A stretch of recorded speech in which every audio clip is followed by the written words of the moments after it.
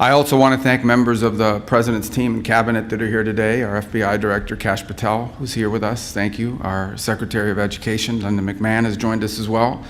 You'll hear shortly from Stephen Miller, the President's Deputy Chief of Staff and one of his top advisors on Homeland Security issues as well.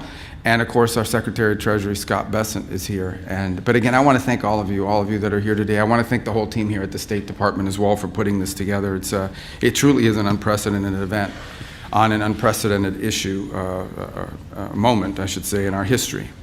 So let me start by saying that the most essential duty of the state, the first responsibility, frankly, of any government of any kind, is the protection of its people. It's the protection of its country. This is a sacred obligation that should transcend all political and all ideological divisions. It is why, for example, we have militaries. It's why we have intelligence agencies. It's why counterterrorism bureaus exist, why police forces exist. Keeping our people safe is the reason why every country represented here has all of these things. We are all very well acquainted, as of now, of course by now, with what has been described as traditional terrorist threats. For 25 years, the term counterterrorism, at least in the West, has meant first and foremost the fight against radical Islamist extremism. And there's a very poignant reason for that. On the 11th of September, in the year of 2001, 19 men murdered 3,000 people here in my country. Then that same enemy struck Europe, murdering nearly 200 commuters aboard trains in Madrid in 2004, and 52 more aboard London buses and the underground in the following year. The entire architecture of Western counterterrorism was rebuilt from the studs around the singular traumatic event. That made sense at the time. Our job was to keep our people safe, and the realm of terrorism, the specter of global jihad, was the premier threat to their safety. And so we went to work, and we assembled a global coalition, working with many of the friends that are represented here in this room today, and we destroyed the ISIS caliphate, we killed al-Baghdadi, and al-Zawahiri and bin Laden, and we built intelligence and law enforcement systems capable of anticipating and stopping attacks before the public even hears about them. Every country represented here today has disrupted a terrorist threat at some point emanating from this source. Jihadist attacks and plots in the United States are down by 2/3 since ISIS's peak. The number of people killed by jihadist terrorism in Europe dropped by roughly 97% from the year 2015 to the year 2024. In other words, to a very great extent, our counterterrorism strategy has worked. The threat has not disappeared, of course. It will continue to exist, particularly so long as we tolerate immigration systems that imports these threats directly into our respective homelands. But this threat has been severely diminished. The world looks very different today because of it. For far too long, however, our counterterrorism doctrine has had a blind spot when it comes to extremist violence from the political left. Even today, the very idea that far-left terrorism could be a serious threat is treated as a right-wing fever dream, or worse, as a dangerous fascist conspiracy. It's treated this way by many in the press, by many in academia and our universities, and by many of our legacy institutions. You will no doubt see the dogma rear its head in the coverage of this very conference. In spite of the clear and the undeniable reality, in spite of the objective numbers and statistics, in spite of the fact that in this room today, there are representatives from across the political spectrum, we will hear that this kind of organized violence and terror will be dismissed. It will be dismissed as a partisan fiction. A whole industry grew up in our countries around the study of extremism. We have think tanks and fellowships and journals and consultancies with the unspoken understanding among them that the only kind of political violence that was a true threat to our system, that only one kind of political violence was a true threat to the system. A bomb planted by a neo-Nazi group was a nefarious and murderous act of evil. It is. But a bomb planted by a Marxist revolutionary, well, that's just merely a tragic excess of idealism. Perhaps its means were misplaced or overzealous, but its ends were virtuous and just. That's the implication of how they treated. For years, this extraordinary ideological prejudice was embedded in the way we talked about political violence and extremism. It was repeated again and again until it was accepted as the neutral and objective baseline, so entrenched in the mainstream conventional wisdom that it came to be regarded as an apolitical fact. It is the reason why, here in my country, so many people in positions of power have repeatedly dismissed acts of violence and even terrorism as legitimate forms of political expression, so long as they served a left-wing cause. It is why during those so-called George Floyd riots in the summer of 2020, as criminals and extremists burned and looted their way through America's great cities and nearly brought the country to its knees, city governments all across the country simply refused to prosecute the people conducting these acts of violence and terror. It is the reason for the now infamous image, maybe you all recall this, of a news anchor from a very prominent agency, a news anchor standing in a neighborhood consumed in flames. Meanwhile, the chyron on the bottom read that the protests were mostly peaceful. This was something worse than a double standard. Left-wing violence was not just excused, it was treated as sacrosanct, a protected class unto itself. That era has to end. The coalition in this room today includes political leaders and experts and law enforcement officials from more than 60 countries across the world. You have come here from a wide range of governments, parties, and political persuasions. Some of your governments and ours disagree publicly. Sometimes we disagree sharply about trade, about energy, about immigration. You did not come here today because you have been persuaded on every single aspect of the American view of the world. You came here. You are here because 2 weeks ago, a 72-year-old woman was burned on over 80% of her body in her own home in Greece, and she died, executed by a firebomb because her daughter dared to stand for office. You are here today because for 5 days this winter, the lights went out in Berlin, the longest blackout in the city since the Second World War, sparked by an attack that left tens of thousands of households without power in the freezing cold and left an 83-year-old woman dead. You are here and you came because a month after that Berlin blackout, a French 23-year-old succumbed to traumatic brain injuries, beaten to death on the streets of Lyon by a group of far-left militant thugs. You are here because your political leaders are being attacked and stabbed and shot in your streets, because your businesses have been bombed, because your railways have been sabotaged, because your police officers have been beaten and burned. You are here because this is real, and it is getting worse, and it can no longer be denied, and it can no longer be ignored, because it is time to crush this evil forever. The simple fact is, none of this that I've just described is new. Far-left political terrorism is not a recent-day modern novelty. It is not a fiction manufactured by conservative politicians. For most of the modern era, it was in fact the dominant form of political violence. Every one of our friends here from the nations of the Western Hemisphere remember the decades of kidnappings and bombings and assassinations and executions, the violent terror of the Tupamaros, of the Monteseros, of the FARC, of the ELN.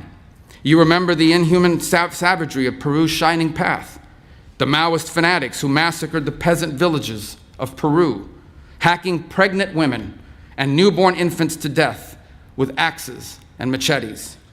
You remember the tens of thousands of Marxist guerrillas trained to kill in Castro's terrorist camps. All of you here from Europe remember. You remember the machine gun massacres of Italy's Red Brigades, which held the 5-time prime minister captive for 55 days before subjecting him to a revolutionary so-called people's trial and executing him in 1978. You remember the Red Army faction's nearly 3-decade campaign of bombings, kidnappings, and assassinations in Germany, murdering dozens and injuring hundreds more. You remember the 17 November organization in Greece, the Marxist extremists that terrorized Athens for more than a quarter century, including, by the way, shooting my country's CIA station chief dead outside of his home, in front of his wife, as they were returning home from a Christmas party. And here in America, we remember. We remember the same reign of deadly terror, justified by the same slogans, motivated by the same wicked ideas. We remember the Weather Underground, which bombed the Pentagon, which bombed the State Department, and bombed the Capitol. We remember the Black Liberation Army, which staged armed robberies and executed police officers at point-blank range. We remember the Symbionese Liberation Army, which shot a public school superintendent to death with cyanide-packed hollow point bullets. In one 18-month period, between 1971 and 1972, the FBI counted some 2,500 bombings on American soil, a rate of nearly 5 a day. The overwhelming share of that violence came from left-wing extremists. Between 1970 and 1980, 93% of terrorist attacks in the West came from the far extremist left. These are numbers that would shock most Americans today because we've been taught to believe that this kind of political violence, it simply doesn't exist or it's being exaggerated. But it does exist, and we're actually underestimating it. And our nations bear the scars to prove it. And today we face a new wave of this old evil. Here in the United States, the share of left-wing terrorist attacks and plots has risen to levels not seen in decades. In Germany, far-left violence has jumped by more than 40% in just the last year alone. In Greece, more than 80% of radical violence is now driven by far-left and anarchist actors. These are not abstract statistics. Americans have seen what those numbers mean. An all-out assault on our immigration officers, sniper attacks, explosives, armed ambushes, a transgender shooter opening fire on Catholic elementary school students as they pray, his gun marked with slogans like, "Where is your God now?" A healthcare executive executed in cold blood in the streets, multiple assassination attempts on a sitting president, and the murder of the greatest conservative activist of a generation, a man who happened to also be a husband and the father of 2 young children, shot and killed while speaking to a crowd of students. This is a distinctive and unique evil. It has always been driven by a hatred, above all else, a hatred for civilization itself. It is a revolt of the worst against the best, a revolt of the weak and the cowardly against the strong and the good. It is perpetrated by those who cannot build, who cannot create, who cannot achieve great things, and take their revenge upon the world for their own inadequacy by seeking to destroy those who can. This is what radical leftism is. It may wear various different slogans and ideologies across place and time. They can call themselves anti-capitalist or anti-imperialists or communists or anarchists or Marxist, but the fundamental character is always the same. It's always the same. It is a poisonous resentment cloaked in the language of equality and justice and liberation, an overwhelming need to tear down what greater men have built, to wreck what is beautiful and what is right on behalf of people who are only filled with ugliness and have nothing else to offer the world. Through violence and through terror, they once again seek to impose their ugliness on all of us. The old dogma was wrong. The old dogma was wrong. None of this is driven by idealism. It is not utopian. In fact, it is the opposite. One of the criticisms you sometimes hear of communism, for example, is that it sounds good in theory, but it never works in practice. That's actually not true. Communism does not sound good in theory. The world it envisions for all of us is small, flat, gray, leveled of all exception, drained of all that is good and noble in the human soul. The world it envisions is a world without courage, a world without creativity, or ambition, a world without heroes or glory or great causes to strive towards, without a world without miracles, without myths, without men who rise above the rest to do incredible and extraordinary things. And the world communism envisions is a world without God. For these architects of revolutionary violence, the towering achievement of our civilization, for them, it's an unbearable humiliation, a reminder of what they cannot do, and a reminder of what they cannot be. So they choose instead to destroy. They attack pipelines, they attack railroads, they attack power grids and laboratories, the physical embodied symbols of power and invention and achievement. This is the nature of the terrorism we face today. They despise the West because the West is great. This is an international conference because we are facing a transnational threat. These are not distinct and isolated cells. They are interconnected networks. They do not recognize our borders. They do not believe, in fact, in the nation state itself. They coordinate, they communicate, they travel, they train, and they act together, sharing the same infrastructure, sharing the same enemies, sharing the same mission. Antifa militants and their comrades travel from across Europe and to the Americas to participate in each other's attacks, to funnel propaganda and training materials and target information through shared encrypted channels, moving through underground networks of safe houses and finance, and sustain their operations through transnational funds. And they work alongside hostile foreign states that share their mission, like Iranian proxy networks, who are increasingly intimately tied to leftist militant groups around the world. The Cuban regime's sprawling intelligence and ideological network helped to build the far left in our country and in our hemisphere, and it remains inextricably linked to the far left groups and movements across and beyond the West. Today's far left terrorists can raise money in one country. They can host their communications in a second country. They can receive training in a third country. They can recruit militants in a fourth country, and then together strike a target in a fifth country. And so we have no choice but to confront this menace together. We will either cooperate across our borders, or the terrorists will continue to exploit the gaps between them.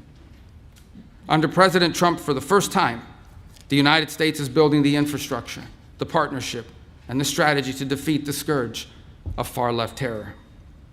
The President signed National Security Presidential Memorandum No. 7, outlining a comprehensive strategy to investigate and disrupt Antifa terror networks and their allies. Last November, the State Department designated 4 violent far-left extremist groups as foreign terrorist organizations, and there will be more designations soon. In December, we announced Rewards for Justice, offering up to $10 million for information disrupting the financing behind these groups.